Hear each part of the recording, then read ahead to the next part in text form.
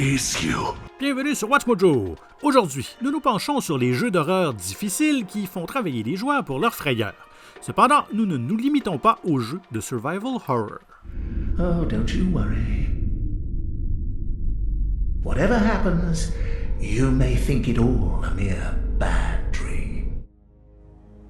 Numéro 10, Eternal Darkness Sanity's Requiem.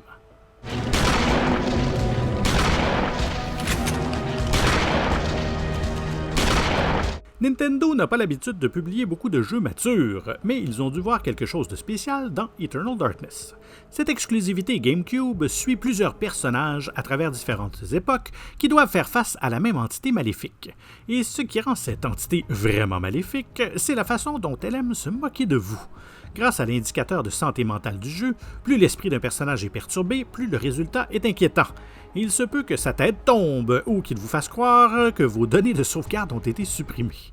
Les solutions aux énigmes sont généralement obscures et il est également difficile de savoir si vous faites quelque chose de correct tant il y a de choses qui tournent mal.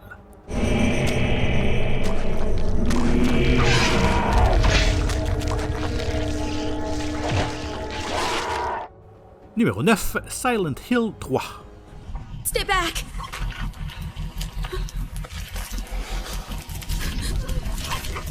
Get the hell away from me! Vos instincts de survie sont généralement mis à rude épreuve dans Silent Hill, mais à mon humble avis, le troisième opus représente le plus grand défi. On y retrouve les ennemis imposants et redoutables qui ont fait la réputation de la série, ainsi qu'un manque cruel de ressources pour les affronter. Les énigmes sont aussi plus difficiles, lui conférant une longueur d'avance sur les autres opus. Une énigme particulière inspirée de Shakespeare a arrêté la plupart des joueurs dans leur élan et les a laissés complètement désorientés. Définitivement pour les joueurs qui recherchent activement un défi. Si vous battez le jeu en mode difficile, vous débloquez la difficulté extrême qui se décline en 10 niveaux de plus en plus fous.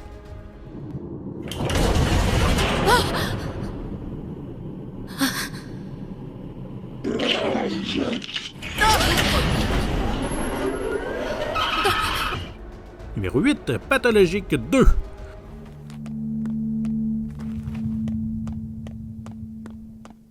Le premier Pathologique n'était pas une balade dans le parc, mais les développeurs d'Ice Peak Lodge se sont vraiment surpassés avec la suite.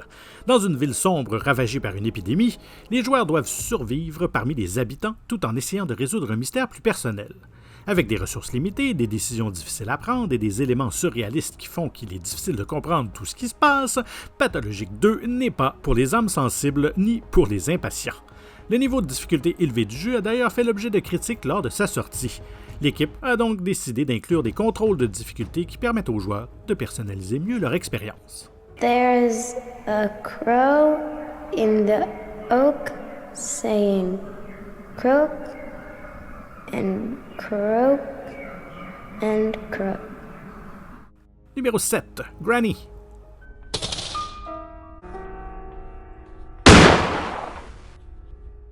Simple dans sa conception, mais complexe dans ses solutions, Granny est un jeu d'horreur brutal. Situé dans une maison abandonnée, vous êtes enfermé à l'intérieur avec une vieille grand-mère qui, pour une raison quelconque, ne vous aime vraiment pas.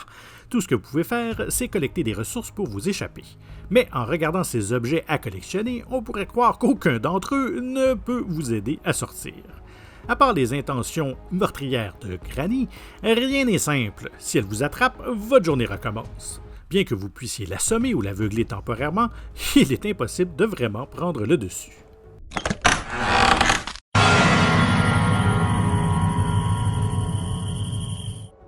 Numéro 6, Alien Isolation.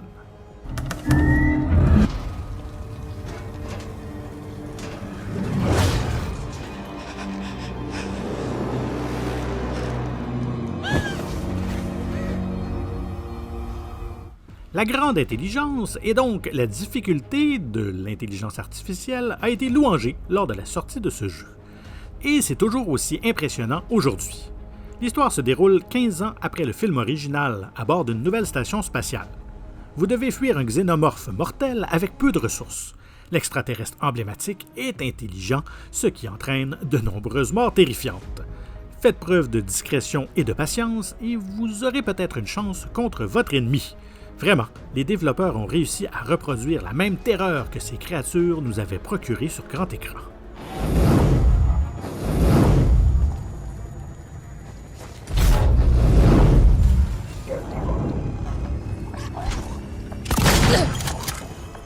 Numéro 5, Friday the 13th.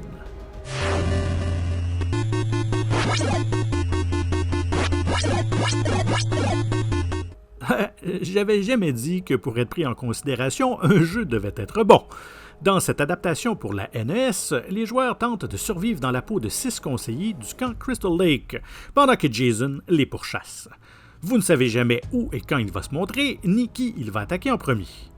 D'autres ennemis, comme des animaux et même des zombies, viennent compliquer vos déplacements sur le terrain de camping. Friday the 13th a été critiqué à sa sortie, et le temps n'a pas été tendre avec lui. Son niveau de difficulté élevé était dû à des commandes frustrantes, à des niveaux confus et à un antagoniste surpuissant qu'il faut vaincre 3 fois.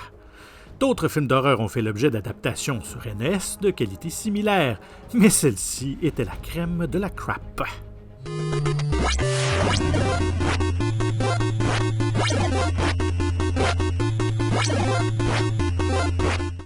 Numéro 4, The Evil Within.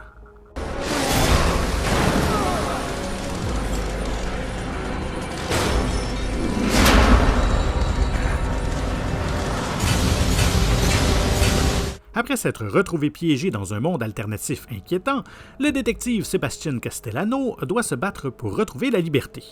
Beaucoup plus facile à dire qu'à faire, car The Evil Within propose des ennemis effroyables et des boss encore plus terribles. Ajoutez à cela la furtivité stressante et la gestion des ressources propres au genre survival horror, et vous obtenez une expérience tendue qui vous envoie des hordes d'ennemis en pleine figure, même dans les difficultés les plus faciles.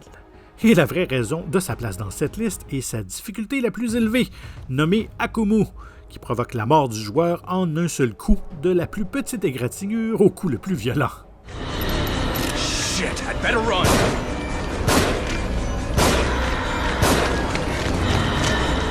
Numéro 3, Darkest Dungeon.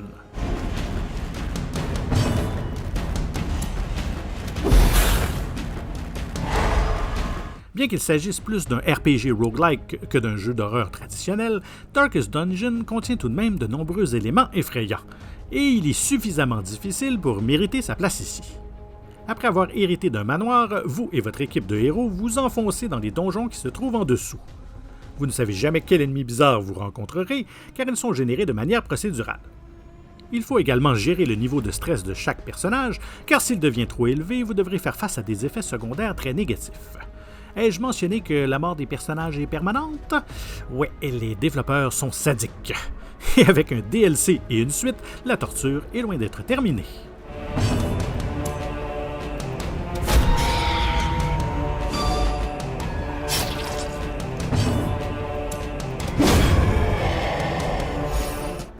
Au numéro 2, Akamanto.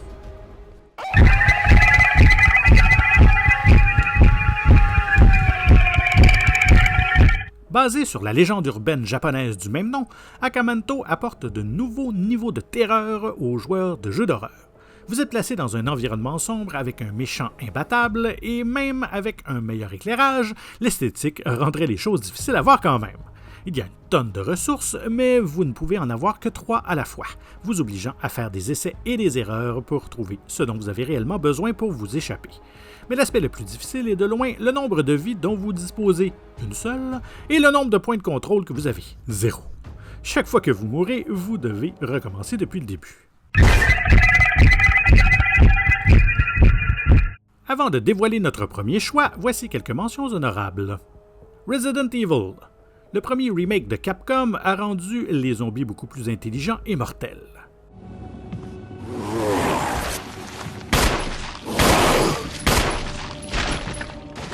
Amnesia The Dark Descent.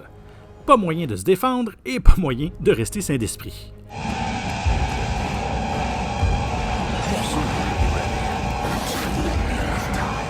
Nous voici encore une fois au moment de la vidéo où je dois vous demander, bien humblement, de vous abonner à WatchMojo Français et de cliquer sur la cloche afin d'être tenu informé de la sortie de nos prochaines vidéos. Et si vous avez aimé celle-ci, un petit coup de pouce vers le haut nous ferait grandement plaisir.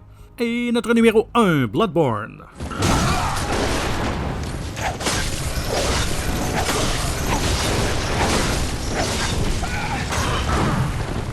Je ne dirais rien d'étonnant si je qualifiais un jeu de From Software de très difficile.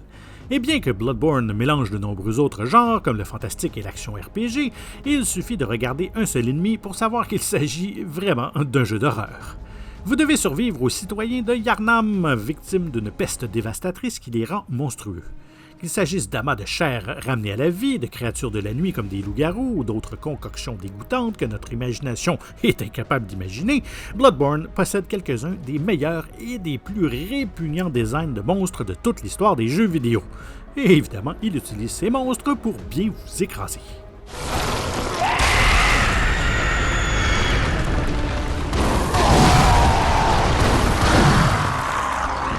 Lequel de ces jeux d'horreur vous a donné le plus de fil à retordre? Y a-t-il quelque chose qui nous a échappé? Faites-nous part de vos réflexions dans les commentaires. They've come to witness the beginning. The rebirth of paradise, unspoiled by mankind. Vous aviez aimé cette vidéo? N'hésitez pas à regarder une autre de nos nombreuses et excellentes productions. Merci et à très bientôt.